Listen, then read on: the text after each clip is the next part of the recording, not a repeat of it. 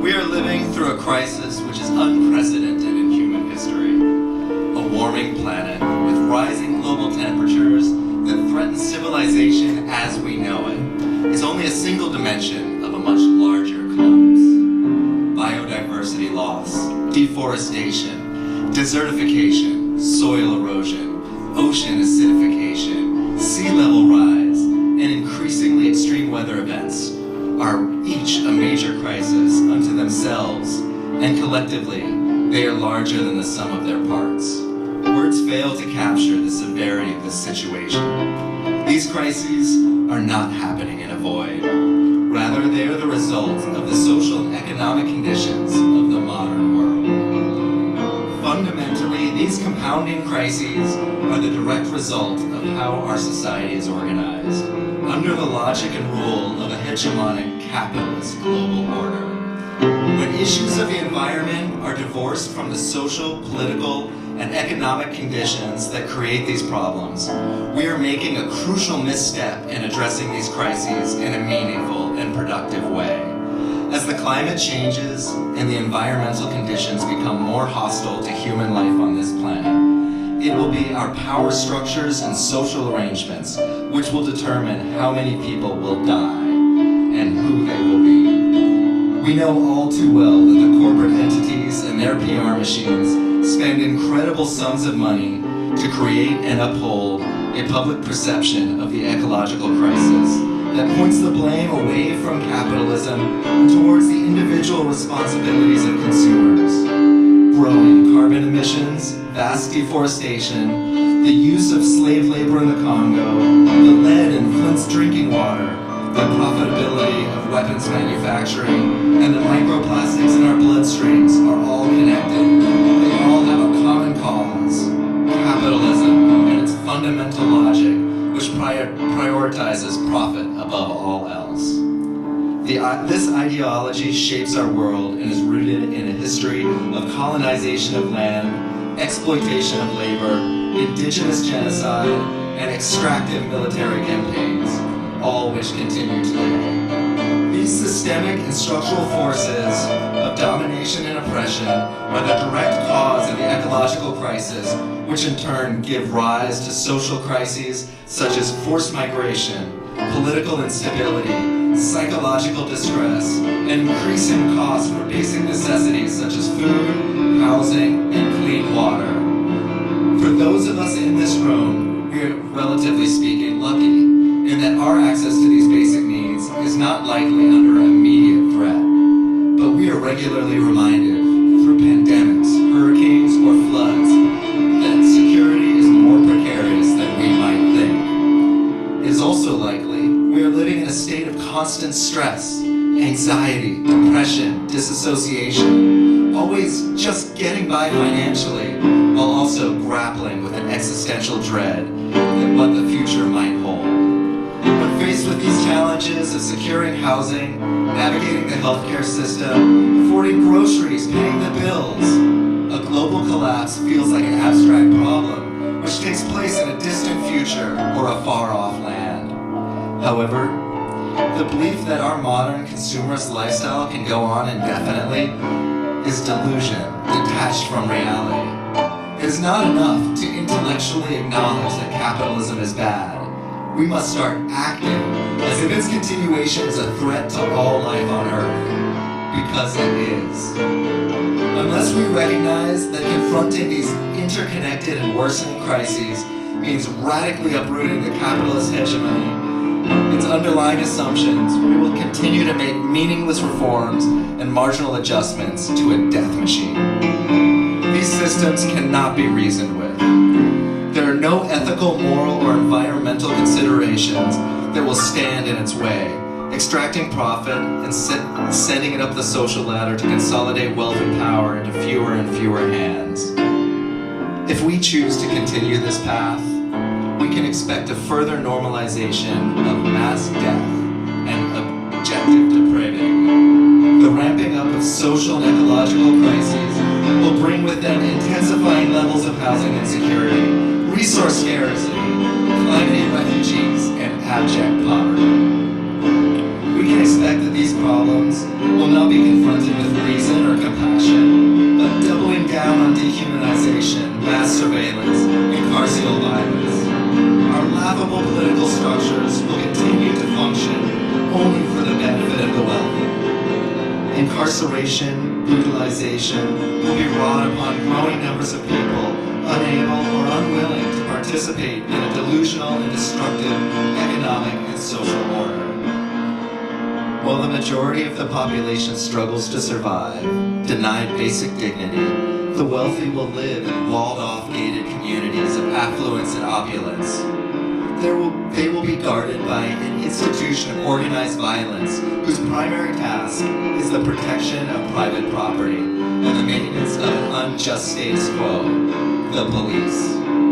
Throughout history, it has been devotion to the status quo which has perpetuated the most egregious violence and disgrace the world has ever known. People behaving reasonably, according to the logics and ideologies of their social context, will be carried out genocide, chattel slavery, and the bombing of innocent people en masse. This reasonable behavior continues today. For evidence, look no further than the hospitals reduced to rubble in Gaza, the broken bodies in the Amazon warehouses, the faces of millions of unhoused neighbors. So I might ask, who is a bigger threat to society? The populations who crowd the prisons, or the energy companies who pollute the air, poison the water, degrade the soil? Who is more likely to be responsible for the deaths of large numbers of people? The deeply disturbed lone gunman, or the weapons manufacturer who built 2,000-pound bombs? Who is violent and dangerous? The unhoused person experiencing a manic episode in the town square? Or the powerful media figures who expose xenophobic and racist rhetoric? Who is crazy? Who defines sanity? To waste literal tons of food each day while people starve down the street or across the globe is fundamentally antisocial behavior. It's psychotic. To justify the deaths of thousands of people as collateral damage is to abandon humanity. These are not rational departures from a rational system. It's not that this is an irrational or crazy time. It's the converse. These are the rational outcomes of a basically amoral and irrational system. When we've got this kind of system, this is what you're going to get. Mass exploitation, structural violence, ecological devastation. The social misery appear to us as inevitable, but they are only the result of a capitalist social organization.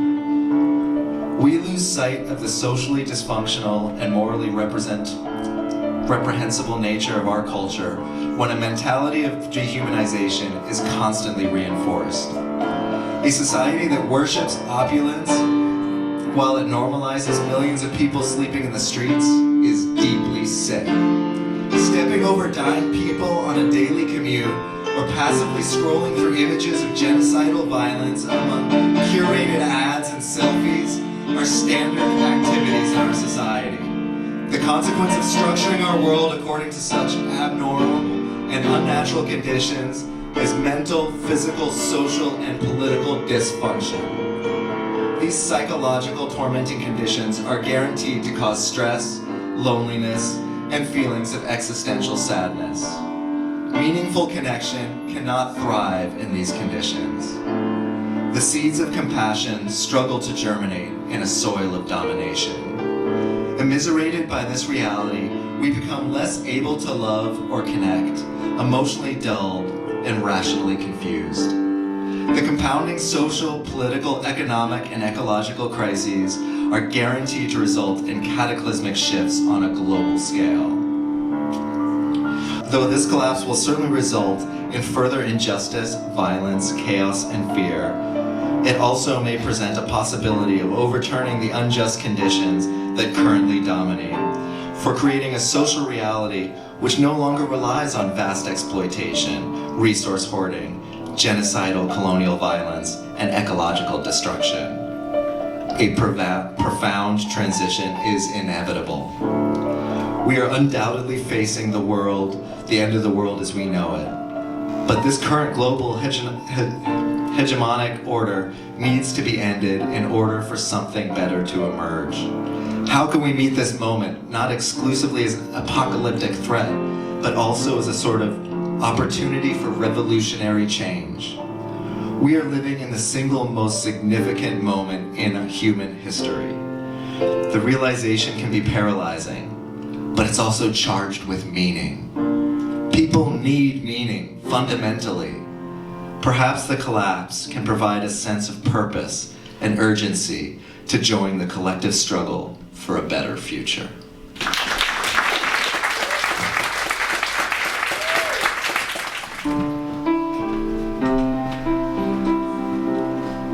If people have a central purpose, it is camaraderie, friendship, and loving connection. The desire to be in community with people who we trust and appreciate, and who share those good feelings towards us, is a quintessential part of being human and builds our capacity to trust in the inherent goodness of humanity in general.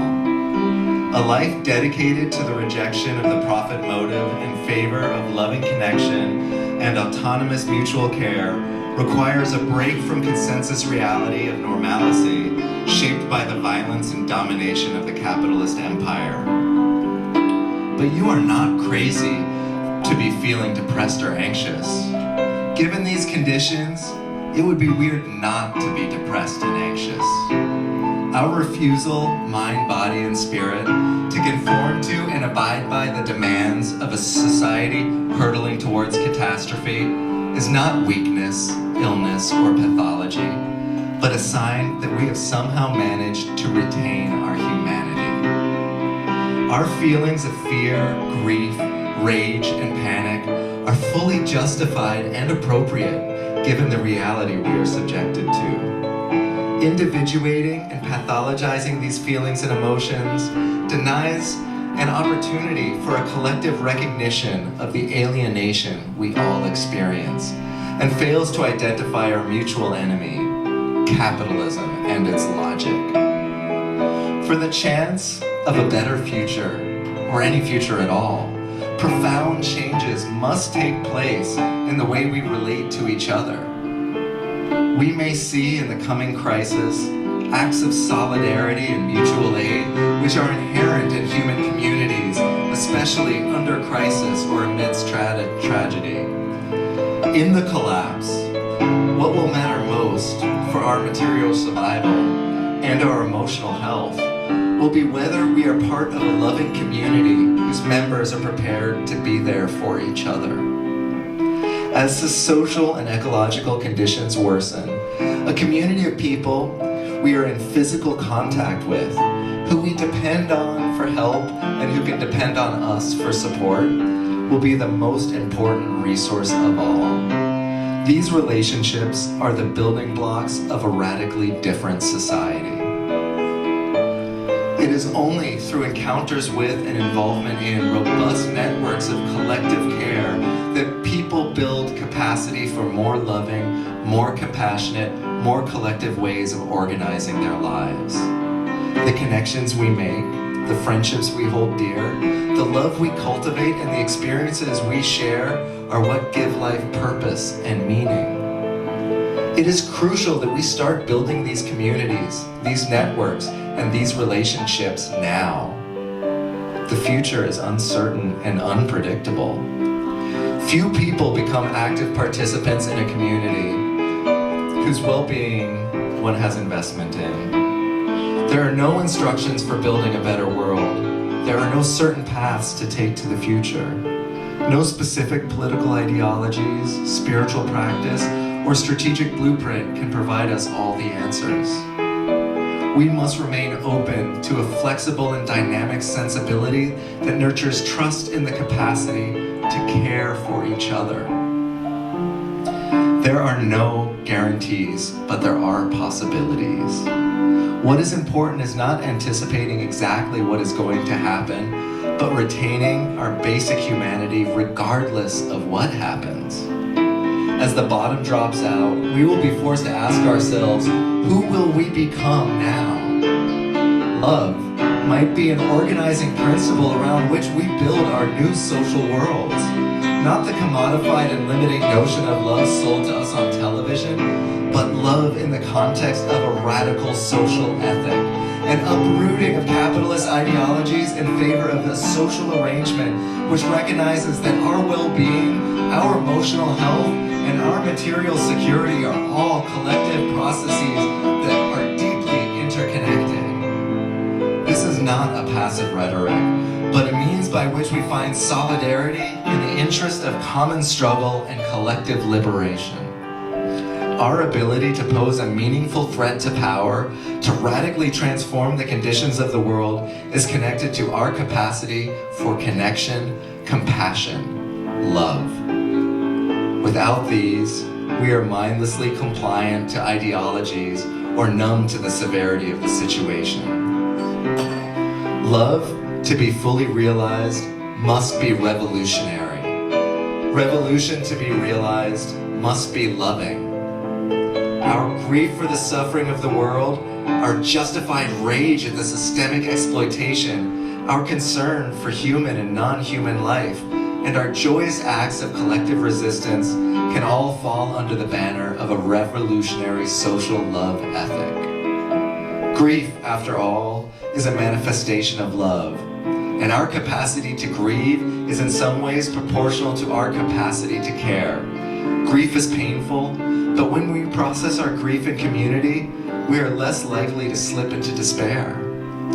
If we are to stay alive, if we are to have any reason to stay alive, we must retain the strength and strengthen our capacity to love, to grieve, to celebrate, to mourn, to dance, to sing. These processes of collective emotional expression are just as integral to our survival and resilience as are the material needs of shelter and food. If we cultivate hope, we grieve. While we grieve, we grow compassion while we are enraged, and move through individual despair towards universal solidarity. We will be more effective in shaping the future. Without hope, without community, the intense feelings of rage, depression, fear, and grief are impotent and debilitating. With hope, with communal support and co-creation, we can spark for action. Radical hope is not a means to an ultimate decisive end, but rather a life-enriching dignity in itself. It is the spirit's refusal to be crushed under the heavy weight of the capitalist hellscape. Facing the devastating reality of the collapse and maintaining a hope for a better world is ultimately preferable to the comfortable numbness of delusion or the pacifying debilitation of despair. Radical hope is not a naive optimism, but an orientation of the character and spirit, a commitment to our values despite insurmountable challenges, a dedication to compassion, love, and the reality of interconnection, despite the uncertainty and fear that accompanies the inevitability of the collapse. Radical hope pushes beyond reason. It is an act of collective faith. Radical hope is more concerned with meaning than predictions. Whether we are successful in some abstract evaluation is of less concern than how we orient our lives now as we live them. We must embody a militant joy. The collective pursuit of purpose and meaning is what orients our life around love and connection. No matter what happens, the best way to spend a human life is in loving, meaningful connection with other people. If we internalize our own inevitable demise, we become passive and disaffected and less capable of building loving connections. A belief in humanity's inherent goodness, a fundamental compassion for all, a faith in the revolutionary potential of love, and radical hope are a far better world, are the building blocks of a life that is most fulfilling personally, most ethical socially, and most effective politically. With the foundation of radical hope and love, uncertainty is charged with potential.